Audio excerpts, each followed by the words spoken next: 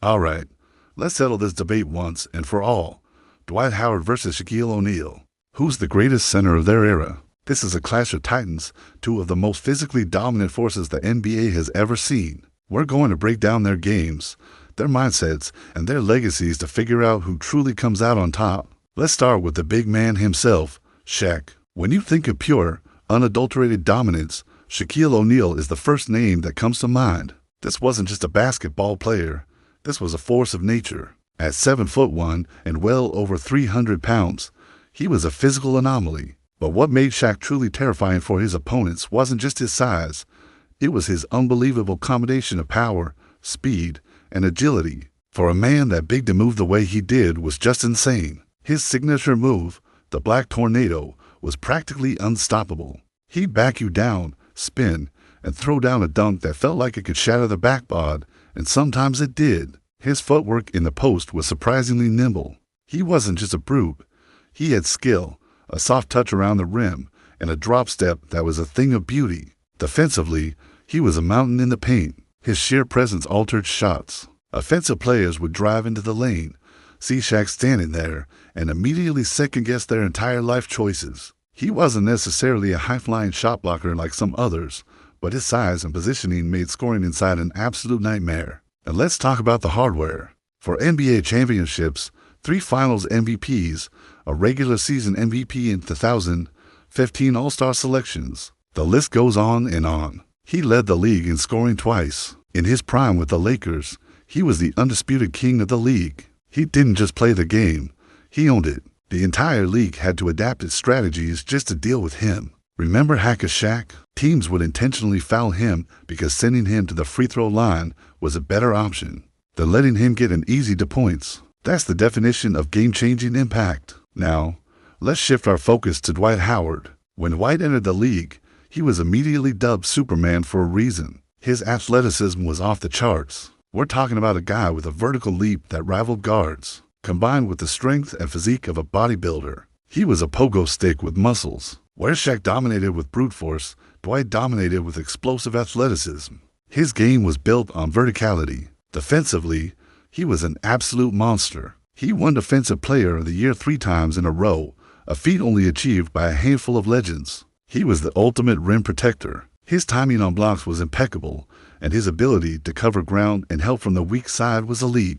He didn't just block shots, he swatted them into the stands, sending a clear message to anyone daring to challenge him at the rim. Offensively, Dwight's game was different from Shaq's. He wasn't the same kind of back-to-the-basket scorer with a deep bag of post moves. His primary offensive weapon was the pick and roll. He was one of the best lob threats in NBA history. He'd set a hard screen, roll to the basket with explosive power, and finish with a thunderous dunk. He feasted on offensive rebounds and putbacks, using his superior athleticism to out-hustle and out-jump everyone else for the ball. While his offensive arsenal wasn't as polished as Shaq's, his efficiency around the basket was undeniable. Dwight led the league in rebounding 5 times and in blocks twice. He carried the Orlando Magic to the NBA Finals in 2009, taking down LeBron James's Cavaliers along the way, which was a monumental achievement. He was an 8-time All-Star and a force to be reckoned with for a solid decade. So, let's put them side by side. Offensively, the edge clearly goes to Shaq. His post game was simply on another level. He was a go-to scorer who could single-handedly carry an offense and demand a double team every single time he touched the ball. Dwight was a fantastic finisher and an elite role man, but he was never the focal point of an offense in the same way Shaq was. He was more of a complementary piece, albeit an incredibly effective one. Defensively, this is where it gets interesting. Dwight Howard, in his prime, was arguably the better pure defender. His 3 DPOY awards back that up. His shot blocking and mobility were superior to Shaq's. He could switch onto smaller players on the perimeter in a pinch and was a more active and disruptive force. However, Shaq's defensive impact came from his sheer size and intimidation factor. While he wasn't chasing down blocks like Dwight, his presence alone created a no-fly zone in the paint. It's a classic case of explosive athleticism versus a movable mass. Now, let's talk about mindset,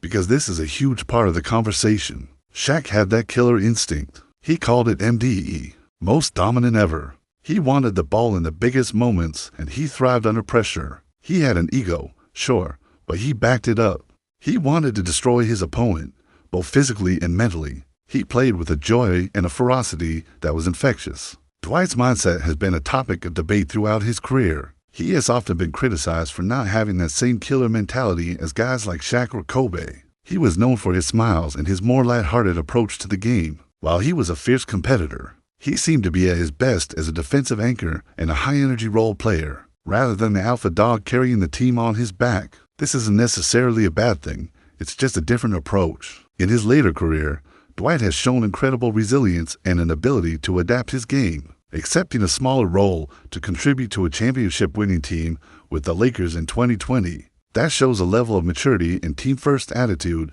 that deserves respect. When we look at accolades and legacy, Shaq's resume is just heavier. The championships, the finals MVPs, the regular season MVP, these are the things that define the all-time greats. He was the #1 option on multiple championship teams. His peak is one of the highest in NBA history. He is a first-ballot Hall of Famer and universally considered one of the 10 to 15 greatest players ever. Dwight's career, while excellent, doesn't quite reach those heights. He was the best player on a team that made the finals, which is an incredible accomplishment.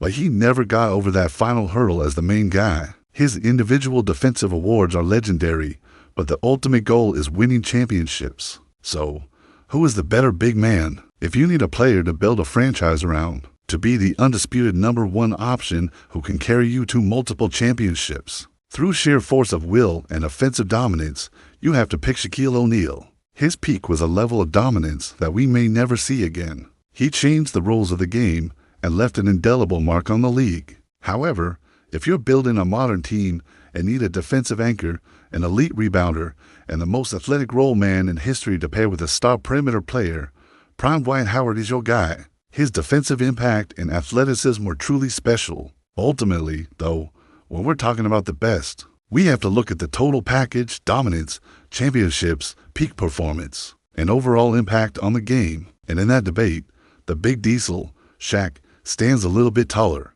His combination of power, skill, and a championship pedigree is almost impossible to argue against. Dwight Howard was a phenomenal player, a true Superman in his own right, but Shaquille O'Neal was a basketball deity. What do you guys think? Did I get it right? Let me know down in the comments who you've got in the Battle of the Bigs. Is it Shaq or Dwight? Thanks for watching. And don't forget to like and subscribe for more deep dives into the greatest players in NBA history. See you in the next one.